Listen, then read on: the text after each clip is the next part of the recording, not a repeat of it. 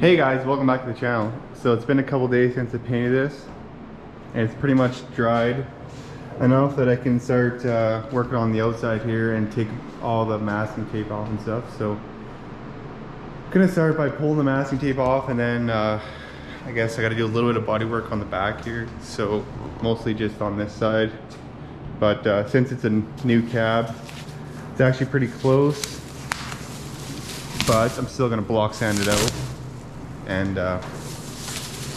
get the rest ready. So, but it should be pretty easy to get the back. I just gotta go figure out where this body line is, because it's gonna be white on the top, so I need to go find the trim that's gonna be here and make sure I have the line in the right spot.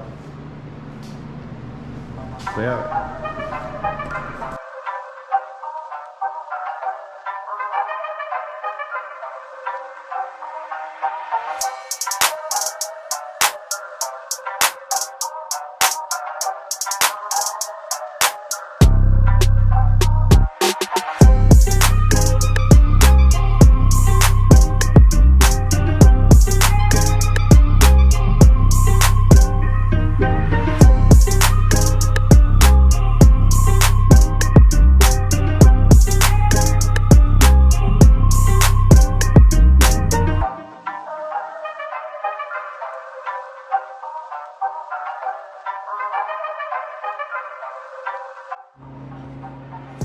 So I pretty much got the bodywork finished up here. I'm just gonna do a little bit of high solids. I blocked out the back and the roof, and it was all really close. And just a little bit right here where I kind of fixed this body line. So, and a little bit of spot putty to cover up where I welded and had that cut open there. And like one little ding is here, one ding here, and just a couple like where they grinded it down on the spot welds on the rockers. But besides that, I'm pretty much good to go. So I'm just gonna roll in a little bit of high solids primer, just do 3 coats, and then I can block sand it out, and then should be ready for some sealer. So I'm gonna do the sealer, and then I gotta put the drip rail. I got some epoxy seam sealer that I'm gonna put in the drip rail, and also seam seal like along here and a couple other spots. There's also, yeah, the gap down here needs to be seam sealed too. So I'll seam seal that, and then I'll spray a little bit of sealer over all that seam sealer.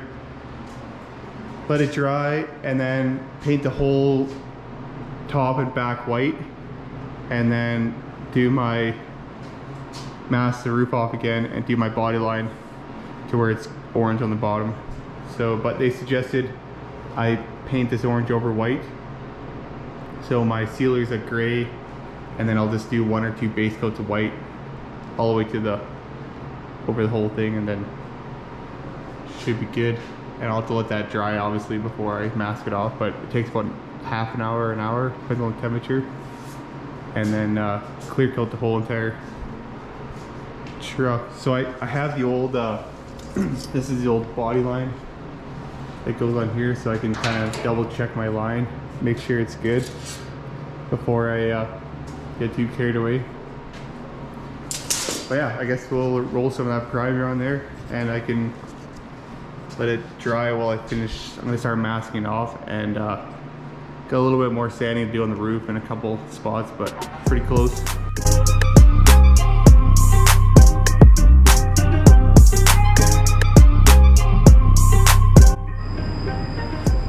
So I got it all masked off now, and pretty much all the body work done.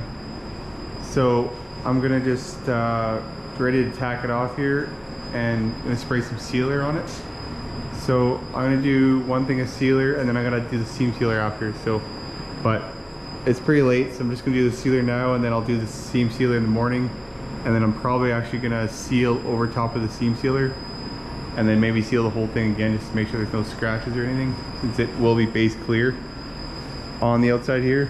I did the bottom, or the interior and the front and the bottom in single stage. But so I'm just gonna tack it off and lay down some primer on this, or sealer on this.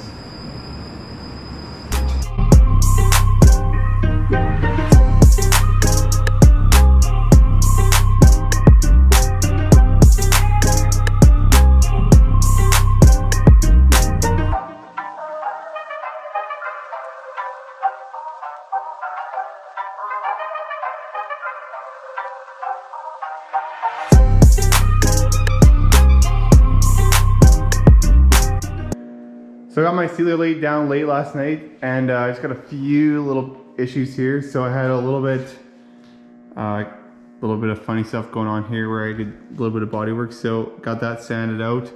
Also had a little bit of, so I sandblasted around the lippy here. Well, I didn't quite feather it out good enough when I sanded this. So I don't know if you can see right there. You can just see a little bit of it. So I pretty much got that all blocked out. So that should be good. And then I'm stuck on the seam sealer. So this drip rail here, I picked up some seam sealer, like epoxy. It's this stuff. It's supposed to be like a self-leveling, but it's way too runny. So it actually worked really good for up top on the rail here, but on the bottom and where it comes down here is way too runny. So I didn't even do that side yet. I just did this side here.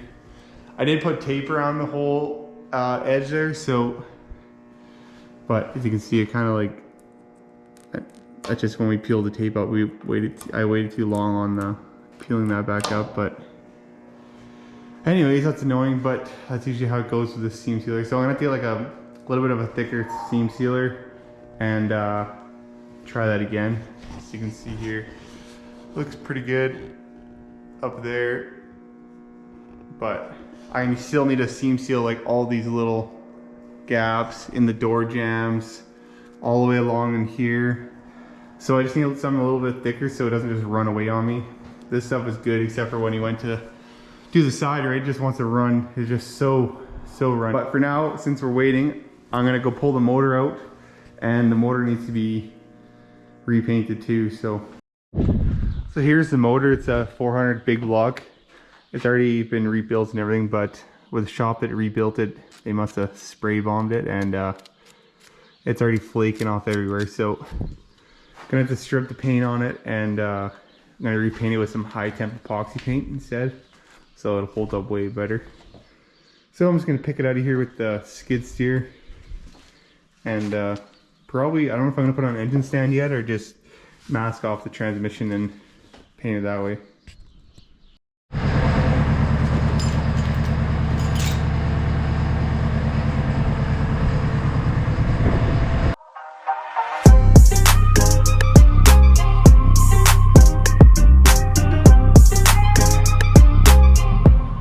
So I got the motor in here now. It looks like I had a little bit of an oily. I don't know if it's just because I had it kind of tilted back so much or if it's coming out of the rear main seal.